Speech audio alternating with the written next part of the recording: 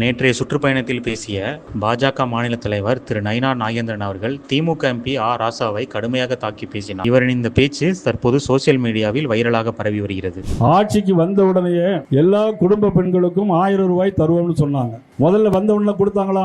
2 வருஷமா கொடுக்கவே இல்லை. பாராளுமன்ற எலெக்ஷன் வர வரைக்கும் அவங்க கொடுக்கவே இல்லை. ஆனா பார்லிமெண்ட்ல ஜெயிக்கணும் அப்படிங்கிறதுக்காண்டி என்ன பண்ணாங்கன்னா, அப்ப குறிப்பிட்ட தகுதியுடைய பெண்களுக்கு, குடும்ப பெண்களுக்கு மட்டும் தான் கொடுப்போம்னு சொன்னாங்க. குடும்ப பெண்கள்னா திமுகவுடைய அர்த்தத்துல என்னங்கிறது தெரியல நமக்கு. ஆனா ஏன்னா பெண்களை கேவலமா பேசக்கூடிய ஒரு முன்னாள் அமைச்சர் இருக்காருன்னா இந்த பெரம்பலூர் மாவட்டத்தில் உள்ளவர் தான் ராசா.